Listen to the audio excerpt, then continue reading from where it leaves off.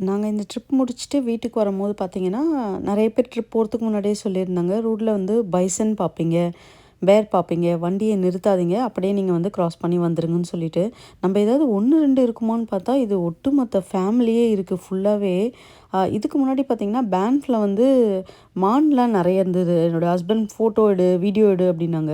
நான் வீடியோ வந்து zoom in பண்ணி எடுத்துட்டுருக்கேன். அது பின்னாடி இருக்க மரம் மட்டும் தான் கவர் ஆயிருக்கு. அதில மானே தெரியல. ஆனா இந்த வீடியோ நல்ல வேளை என்னோட பையன்கிட்ட குடுத்து எடுக்க சொல்லியிருந்தேன்.